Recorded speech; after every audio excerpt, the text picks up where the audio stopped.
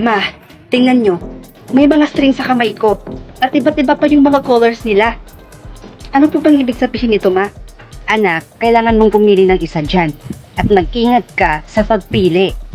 Well, pipiliin ko po yung black. Diyos ko, anak. Ang bobo naman pumili ng color. Hiyang-hiya naman ako sa'yo, no? Napilili mo yung white string. Hindi mo ba alam na magiging milyonaryo na ako dahil lang sa pagpili ko lang ng white string? Ano? Rods, alam mo ba? Makakapag-teleport daw ako, sabi ni Papa, dahil sa napili kong blue string. Talaga ba? May nag-mention ba siya tungkol sa black string? Wala naman siyang nabanggit sa black string eh. Depending on the color you pick, your string will lead you to your life goal when you turn 18. Sir? May pumili din po ba ng black string? Meron naman, pero kadalasan sa kanila, nawawala na lang bigla na parang bula. Hala ka, Rods. Mag-iingat ka. Hey, Ma. Nandito na po ako. Anak ko. Ma? Bakit po kayo umiiyak? Sana pala, anak. Sinabi ko na lang sa'yo na huwag mong pipiliin yung black string. Ma, kalma lang po kayo. Wala naman po sigurong mangyaring masama sa akin kapag nag-activate na po yung black string ko, di ba? Paano ako kakalma, anak? Ay, nakita na silang lahat patay na eh.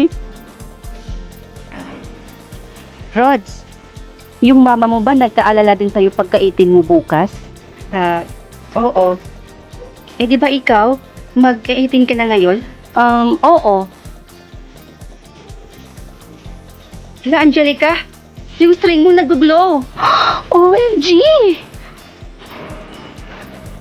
Happy birthday, anak ko. Thank you, Ma.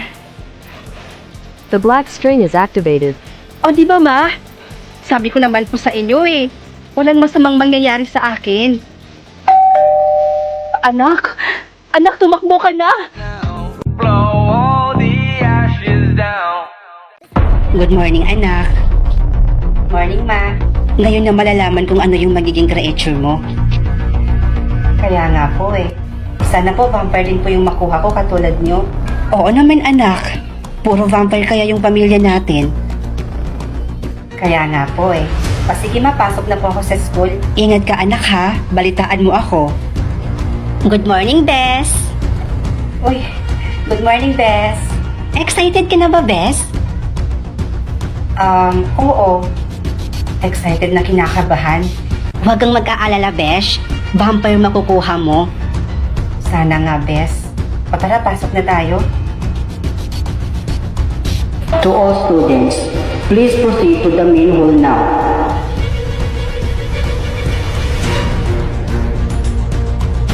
Next. Akin na kamay mo.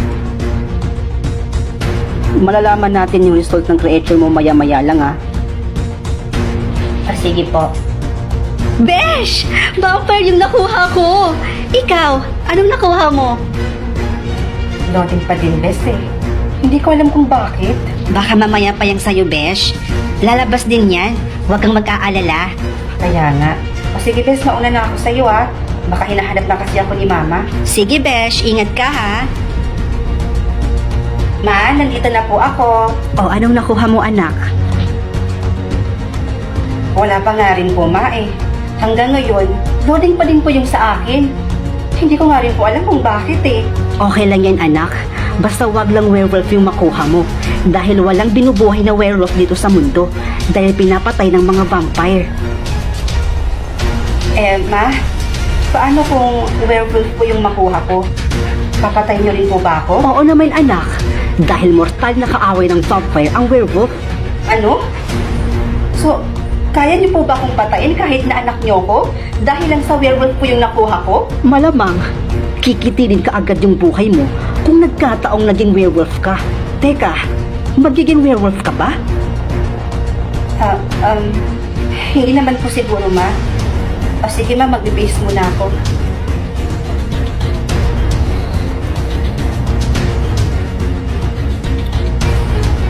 Bakit kaya ganun? Hanggang ngayon, loading pa din yung sa akin.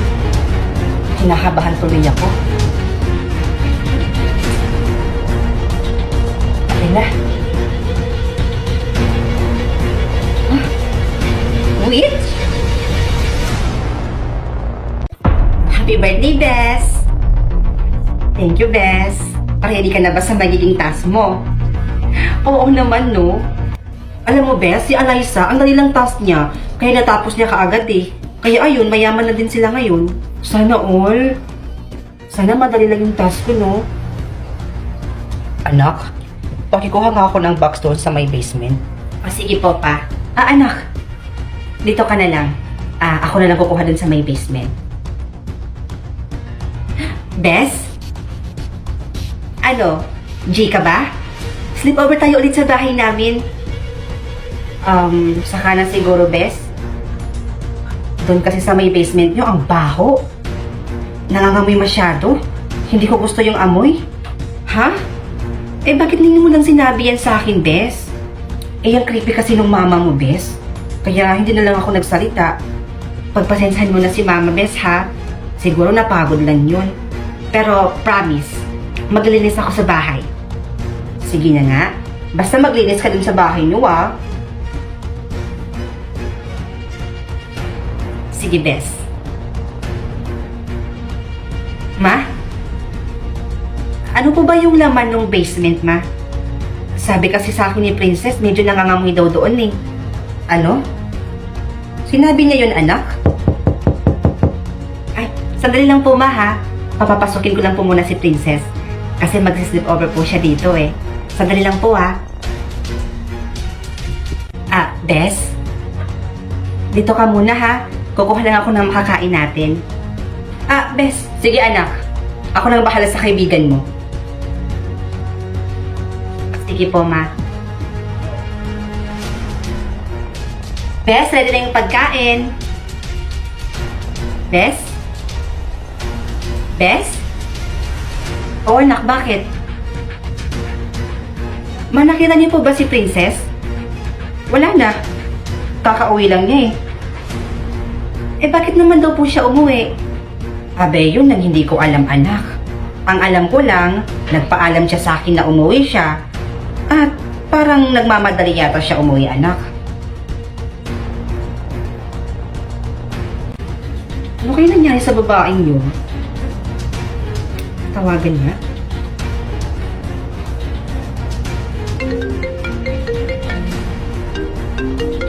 Sa may bantang basement yun, ah.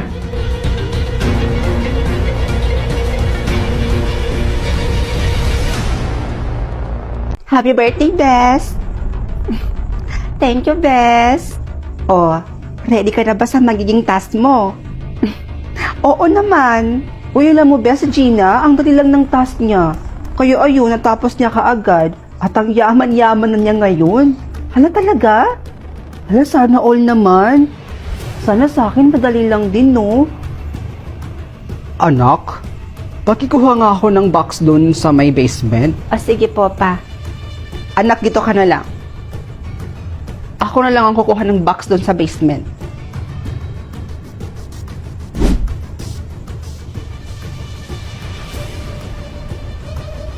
Bes? G ka ba? Tara, sleep over ka ulit sa bahay namin. Nako, Bes. Pass mo na siguro. Doon kasi sa may bandang basement nyo, ang baho. Nangangamoy masyado. Hindi ko gusto yung amoy. Ano? Eh, bakit ngayon mo lang yan sinabi sa akin? Eh, yung creepy-creepy naman kasi ng mama mo, Bes. Hindi ko siya kayang kausapin. Tsaka, ba't siya ganun? Nakakatakot siya tumingin. Nako, pagpasensyahan mo na si mama. Ganun talaga yun. Tsaka, napagod lang siguro yun. Pero promise, ako pa mismo maglilinis sa bahay namin. Sige na nga. Basta maglinis ka dun sa bahay nyo, ah. Lalong-lalo na dun sa may bandang basement. Sige, Bes. Ako bahala. Ma? Ano po ba yung laman ng basement, Ma? Sabi po kasi ng kaibigan kong si Princess, medyo nangangamoy daw po dun sa may bandang basement. Ano? Sinabi niya yun, anak? Ay, teka lang po, ma, ha? Papapasukin ko muna si Princess kasi mag-i-sleep over po siya ulit dito sa bahay natin. Sandali lang po. Oh, Bes, dito ka muna, ha? Ipaghanda ko muna yung makakain natin. Bes, sige na, anak. Kumuha ka na doon. Ako nang bahala sa kaibigan mo. Sige po. Dito ka lang, ha?